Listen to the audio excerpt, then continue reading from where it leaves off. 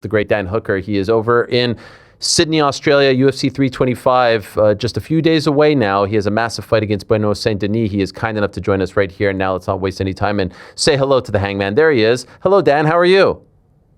Morning, my friend. How are we? Doing great. It's great to have you on. It's great to talk to you. By the way, I know there's a history, like a sporting history between New Zealand and Australia. Do you like going to Australia? Do you like being in Australia? My wife's Australian. Oh shit! Okay, my bad.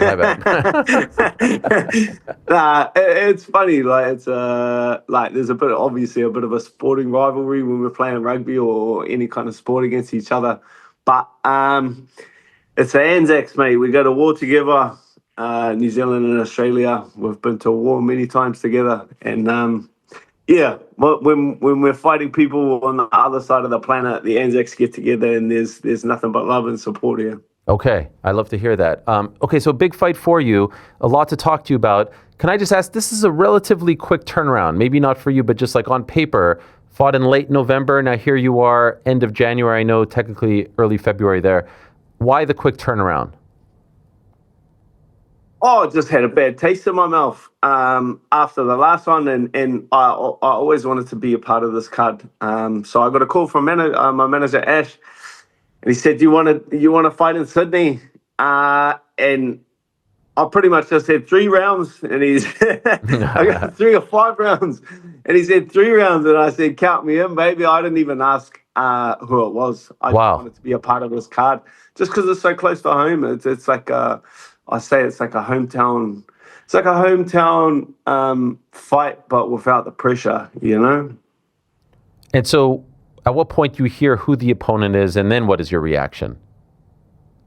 Yeah, BSD, the French kid. I know he's tough, and oh man, I was excited by the fight. Obviously, after the last performance, I was expecting to have to fight down in the rankings a couple of times. I was prepared to fight absolutely anyone, but to get, a guy on a good streak, he's on a good streak, and he's only like a couple of spots lower than me in the ranking. Was a great opportunity. Pretty much best case scenario. You know what I mean? You weren't going to fight up in the rankings. You had to fight down, but to get a guy on a win streak, only a couple of spots down, and there's an opportunity to put yourself right back in the mix straight away. I can't see getting past BSD in a dominant fashion, and then having to go any lower. That'd be it's a good opportunity. A lot of people thought he was maybe the comeback fighter of the year after a horrendous 2024. He had an incredible 25. Have you been watching him? Have you been impressed with him? I haven't really watched too much. Like I kind of leave that. I get like a general understanding of his game, and I know he's a tough kid. And I've been watching. I watch a fair bit. He's a tough kid. He's got some good skills. He's got a pretty strong game. But yeah, like he's a tough kid. There's grit. There's determination. There's no quit in him. That's not really my style to break guys mentally, or even to like push them to exhaustion. That's like I'm not a grinder, and I don't really try to get in guys' heads too much or break them mentally, because I myself, I don't feel like I'm mentally that easy to rattle. I more try to physically shut guys off. You know the spots where to knock guys out, where to get them to shut their bodies down. The human body is an incredible specimen, and you just learn over time like where you need to touch it at the right time. So turn it off, brother. I know. Turn it down. Both of you are very familiar with that. You mentioned having a bad taste in your mouth after the Arman fight. When you say that, obviously any loss is not going to sit well, but is there more to it with this one where you felt like I need to get back on the horse? No, I actually didn't process it till So I woke up in bed this morning, mate. It wasn't like I kind of just compartmentalized it. It's not something I really process, and because I did get another fight so fast, you don't really get into what exactly like went wrong, and it was fucking when this cunt fucking headbutt me at the weigh-in and broke my fucking nose. It pissed me right off. But it's like you can't get emotional at that stage of the fight. Like you're obviously, mate, I was fuming. Like I wanted that back, but you just have to brush it off. You have to put that in your back of your mind. But yeah, I was steamed, bro. I was steamed. That threw me off for sure. Wow. By the way, maybe I missed it. I had not heard that you broke your nose. You actually broke your nose. Yeah, they scanned me. They scanned me after the fight. They took me to the hospital and just like scanned me after the fight, and they were like, "Oh, you got a fractured nose." Wow. I was like, "Cunt, that was the weigh-in. They had absolutely nothing to do with the fight." Holy. And then for this fight, Yeah. they were like, "Oh, you got to medically clear because he had a fractured nose. You got to medically clear it for this fight." And I just flat refused, brother. I was like, you already let me have one fight with it, Yeah, and now you're going to stop me from having another fight with it. I said, that was from the weigh-in, brother. That had nothing to do with the fight. Like, in what world can you smoke a guy's nose at the weigh-in and then they just like, yeah, he got me. Like, kudos to him, credit to him. Like, I'm not even mad at Arman. Like, it is what it is. Wow. I didn't know that there was no commission. Did it bother you in the fight? Nah. I've broken my nose so many times. It didn't bother me. It's like it not like a physical thing. It's more a mental thing, you know, like a guy getting one up on you at that stage. Sure. At that stage of the fight, and he'd like, yeah. Kudos to him. He got it. I feel like this is a dumb question, but I'll ask it anyway.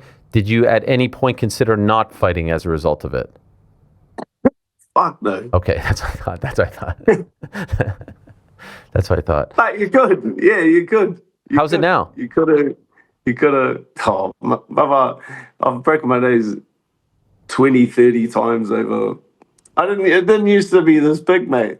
Well, welcome People to the club. People always say I got a big nose. I'm like, it didn't used to be this big. It's my worst nightmare, Dan. It's my worst nightmare because I have a large nose. So I'm wondering if my face will combust.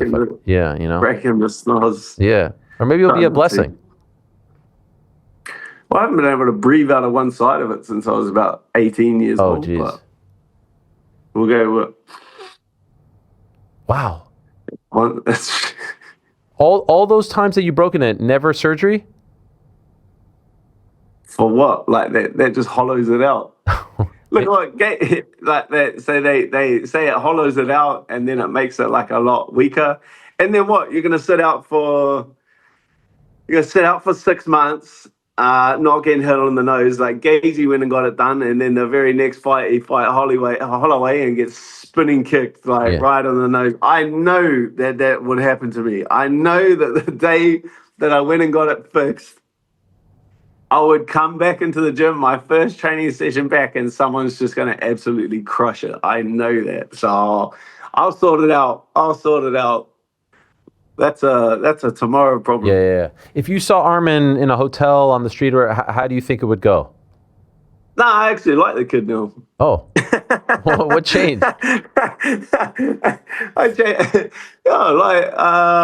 I seen his little media run and him floating around, and when he actually puts himself out there, he's actually pretty funny. Eh? Okay, that's good to hear. Nah, he got me.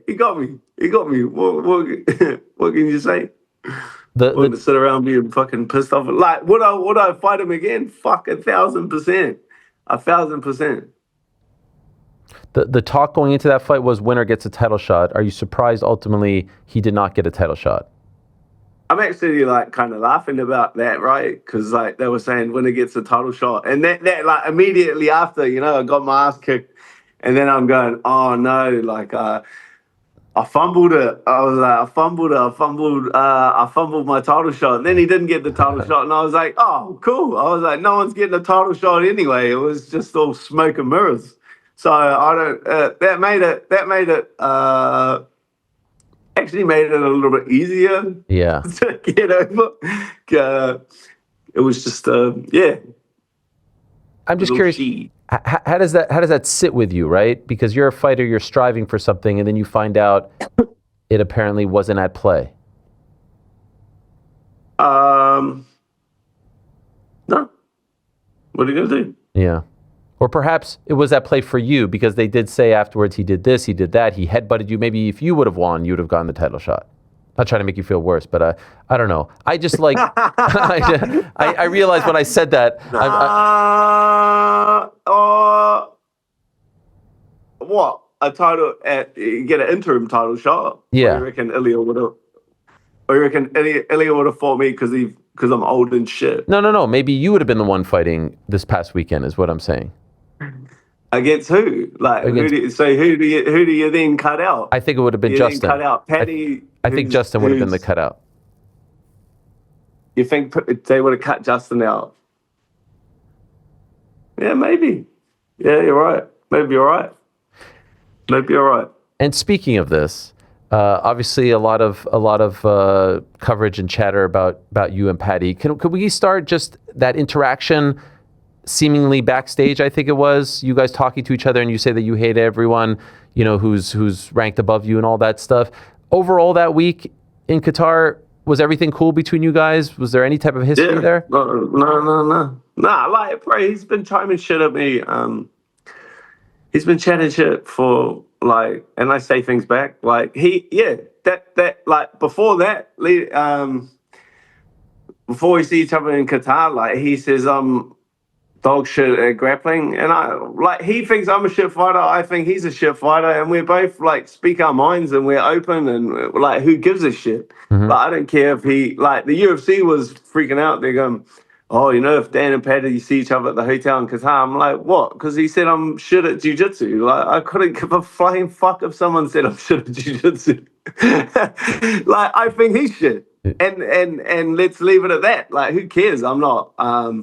There's nothing personal there. There's absolutely, I have no qualms about that.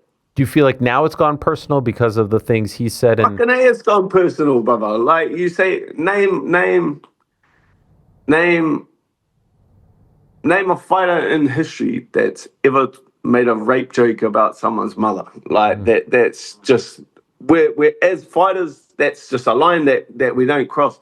You say, oh, hypothetical, this and that. Like, you don't talk about family. You talked about family. You don't mention people's wives, mothers, and kids.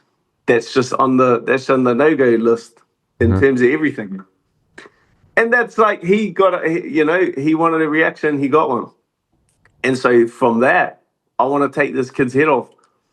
I just needed to make sure that feeling was mutual, He wants to say some horrible shit. I'm going to say some horrible shit back. So that's to ensure that when we see each other, that feeling is mutual. And you've both said it's on site. So what does that mean? Like if you see him, you will fight him? I'll try to kick his head in. No, not even talking. Like it's literally on site. I can talk about what? About what? No. Talk about what? What's there to talk about? If that's it, that goes for anyone. Anyone says that to me. Anyone makes a comment like that towards me, I'll kick your head in. Did you watch the fight over the weekend? Well, I was actually on the plane. I was on the plane ride over here.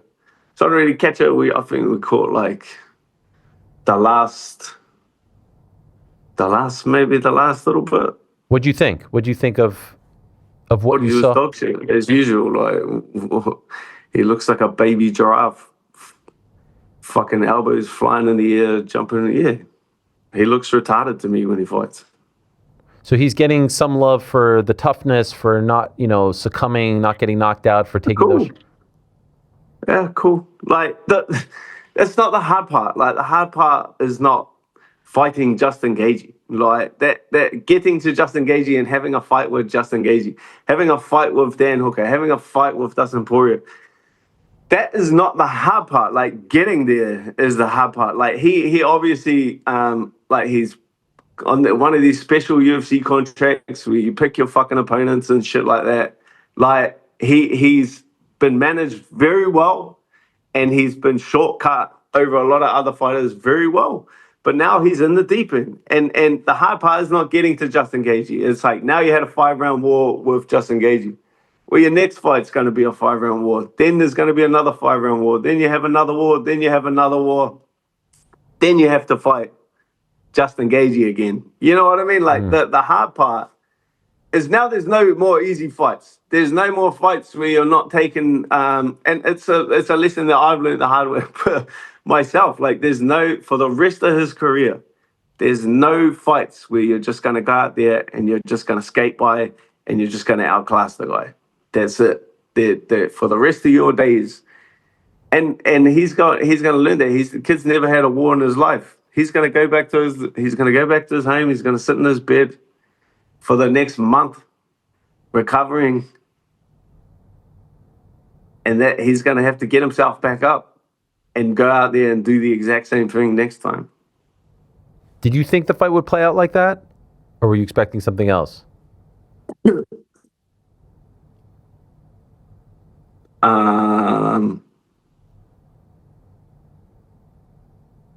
Yeah. You thought Gaethje would win?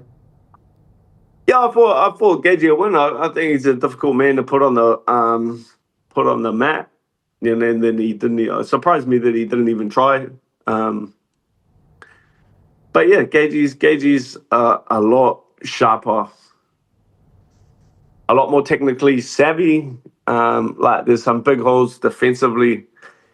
There's some big holes defensively in Paddy's game. He just had good chin, but he just hasn't had, because he's had his opponents selected quite well, and tear on his body from fighting these, like, having to dig deep a lot and get hit a lot and fight guys that can expose those technical difficulties, there's technical flaws in his game. But over time, I feel like he's so long in the tooth now in his game that even those technical holes in the style defensively, he can't fix. I don't think he can even. They're so ingrained in him now that they can't fix, and he's been able to get through that because he doesn't have the wear and tear on his body that a lot of these other fighters does. But when his body does go, and he does get a little bit of wear and tear, I don't think the kid's gonna be around for that long. Okay. I was just going to ask you, because he is 31, and people lose all the time in MMA and have legendary careers. And so I was going to ask if you thought that his ceiling is much higher, that he can figure this out and go on a run. But it sounds like you think he doesn't have many left in him. Oh, like, he was very well developed outside of the UFC. You know what I mean? Like, he took his time getting into the UFC. He's obviously like I took my first opportunity to go when they offered me. I harassed the UFC when I was quite young. You know, I was 24 years old when I jumped into the UFC and just jumped into the deep end. But I didn't really have anything to protect. Like, I turned professional quite young. I turned professional at 19 years old, and I was, won my first pro fight and then lost my second pro fight. I was 3-3 in my first 6 pro fights. So I didn't really have a manicured career, and I didn't really have anything to protect. So it's like a very difficult, very different circumstance. I feel like the game, that's obviously the far harder way to do it. That's not the smart way to go about it. I feel like guys take care of their records a lot more these days. It's not really, I feel like early days, especially in New Zealand and Anzac MMA, it was kind of like sink or swim. Guys would just fight pro, and then we're just like my debut, my first fight I ever had, I don't think I'd ever done a jiu-jitsu competition, and my first competition was a professional mixed martial arts fight. That's still on my UFC record. It was kind of just the sport at the time wasn't as well developed, and it was just sink or swim. And I feel like now it's not like that. Now it's a bit more, the path to be in the UFC is like a lot clearer.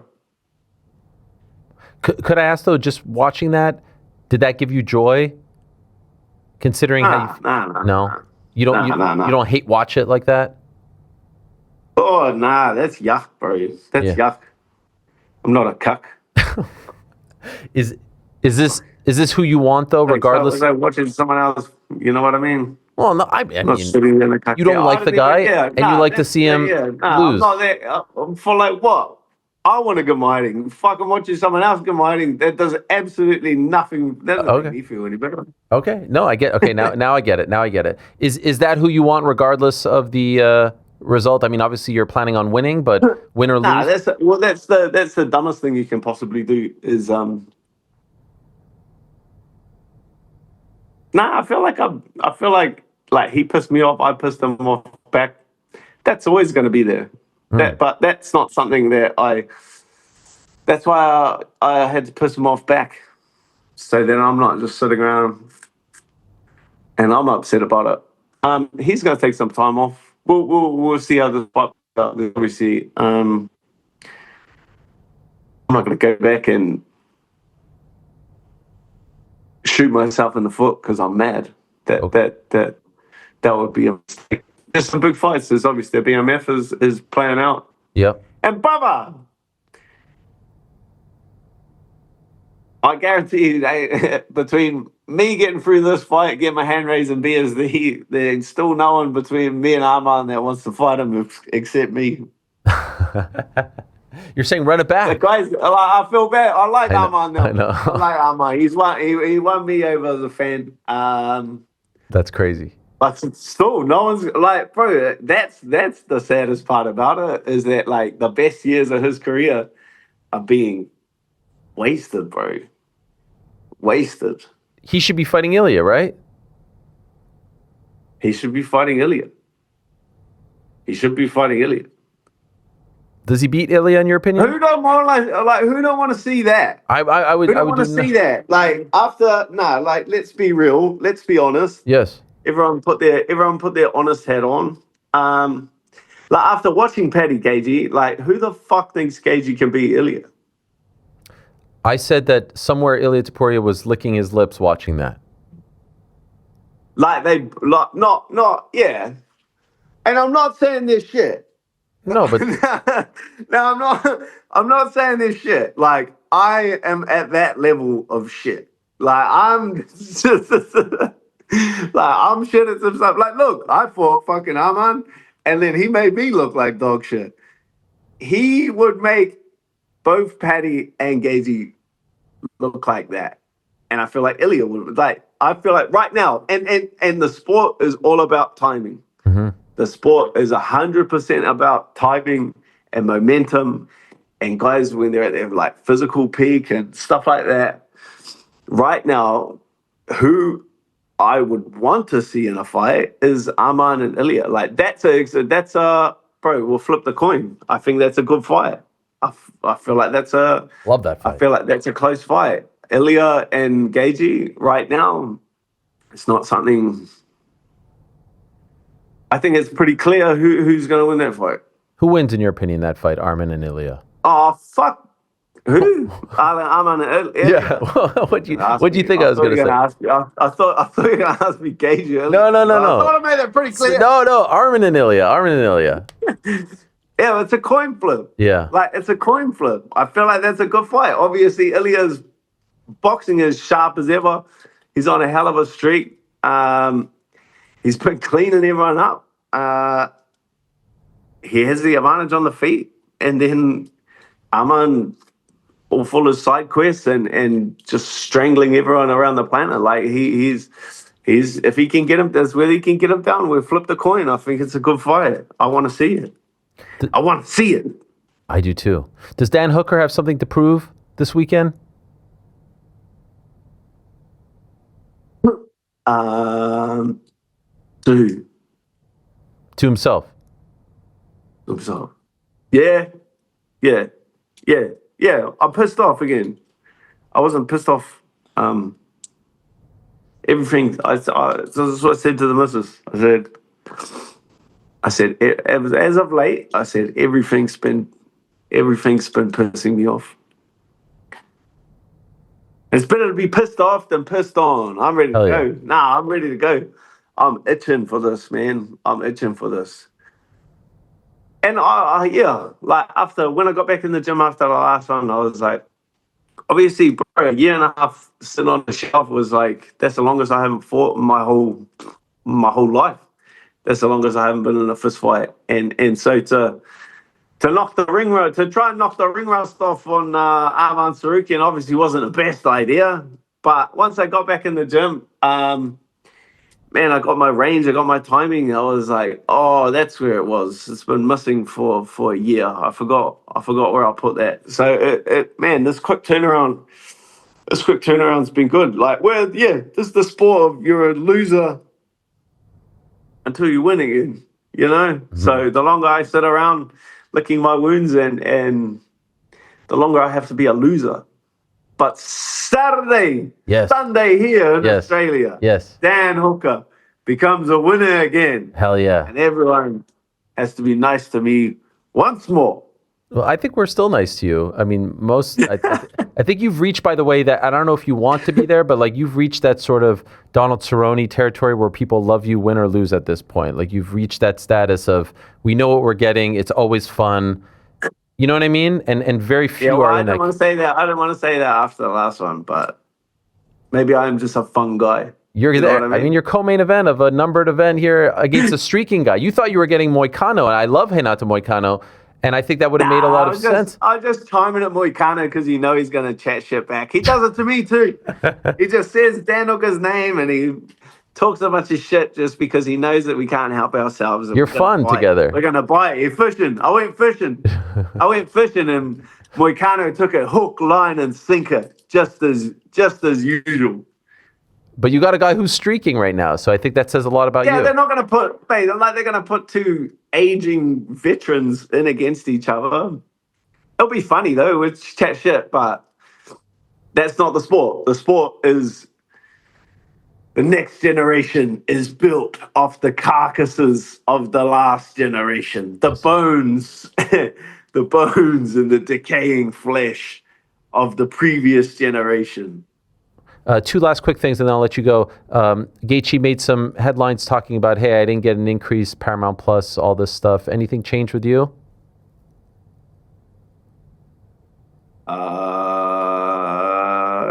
Ding, ding. Okay, that's good.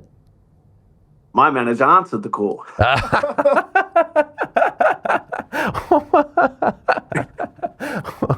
Well played, Dad. My manager got back to my manager passed on the information. Wow. And you know what I said? I said, sold. Quit selling, you are sold. I will take the pay rise, my brother.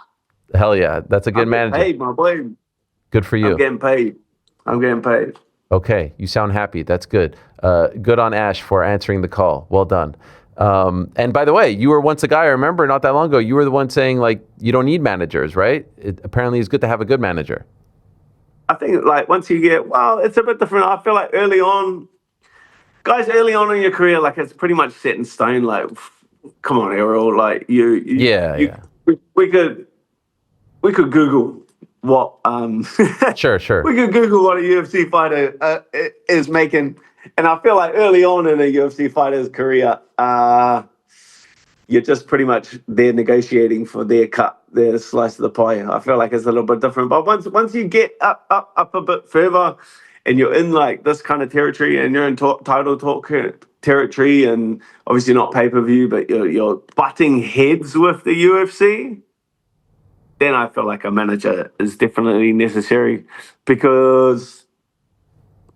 Yeah, I don't know. It's just like a buffer between yourself and the fighter. Like fighters obviously have to focus on the fights. Imagine going tooth and nail with the UFC and being like days out from a fight and just like deep in contract negotiations, and you're the one that's like being told that you're washed and shit. You know, it'll be a difficult position to be in. Last quick thing. This one's big. February 7th. Scraps? Ah, You okay? February 7th. Yes. Yeah. Tell us. We're taking things back to the backyard. 1 minute King of scraps, the heavyweight Scraps edition, back. right? Super heavyweight. Oh. My heaviest boy in there is 200 kilos. So I don't know what it is, a 400 something pounds is my biggest boy. Pros, we got amateurs, we got fucking street guys. There's gonna be knockouts, there will be chaos, and you cannot miss it. Is the field set, or are there still some slots open?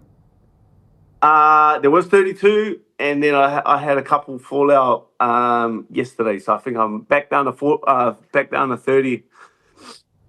We'll fill them up. Okay. $100,000. We got a lot of money on the line. Hell yeah. All right. And then you'll post it afterwards, right?